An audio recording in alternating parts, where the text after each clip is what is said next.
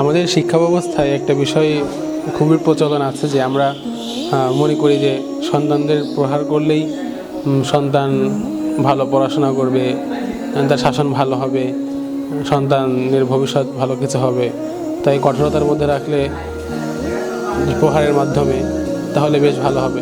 কিন্তু আসলে বিষয়টি দেখা গিয়েছে যে সন্তানকে যখনই প্রহার করা হয় তখন তার লজ্জাটা আস্তে আস্তে কমতে থাকে। এক পর্যায়ে তার লজ্জা থাকে না, তো তখন সে শাস্তিকে শাস্তি মনে করে না, মায়ের দিলেও সে কথা শোনে না, সে আরও অবাধ্য হয়ে যায়।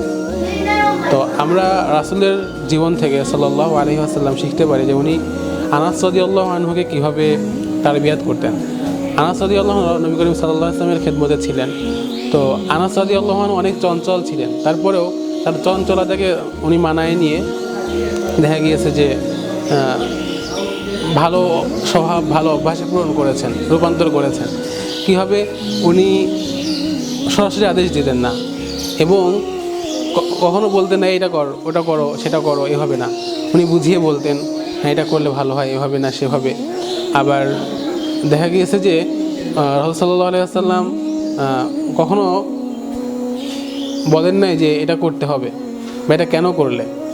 তো আমরা দেখা যাচ্ছে শিক্ষার ক্ষেত্রে বেশ ভর করে ফেলি, এক পর্যায়ে দেখা যাচ্ছে বাচ্চা অবাধ্য হয়ে যায়, সে আর আমাদের শাসনটাকে শাসনই মনে করে না, শাস্তিটাকে শাস্তিই মনে করে না। তো আমরা যদি এমনভাবে শাস্তি দেই, এমনভাবে শাসন করি যে সেটাকে শাসন মনে করবে, শাস্তি মনে করবে, তাহলে ভালো হবে। কারণ সন্তান হচ্ছে আল্লাহ তাআলার পক্ষ থেকে একটা নিয়ামত এবং একটা আমানত। একটা আমানতের যেরকম আমরা খেয়ানত করতে পারি না, যেভাবে ইচ্ছা সেভাবে ব্যবহার করতে পারি না, ঠিক তেমনিভাবে আমাদের সন্তানকেও আমরা যখন ইচ্ছা যেভাবে ইচ্ছা যে কোনো জায়গায় প্রহার করতে পারি না। এটা একটি নির্দিষ্ট সময়, নির্দিষ্ট জায়গা এবং একটা সীমারেখা আছে। অবশ্যই আমরা জেনে নিব বিষয়গুলো।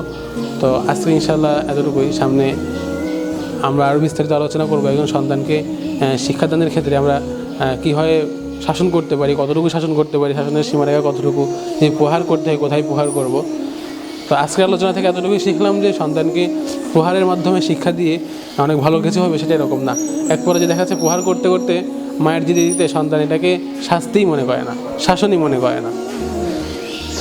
তো আমরা বাচ্চা যখন পড়তে না চাই, কথা না শুনতে চাই, চেষ্টা করবো যে কীভাবে তার সাথে কীভাবে কথা বললে সে কথা শুনতে পারে, কথা আমল করতে পারে।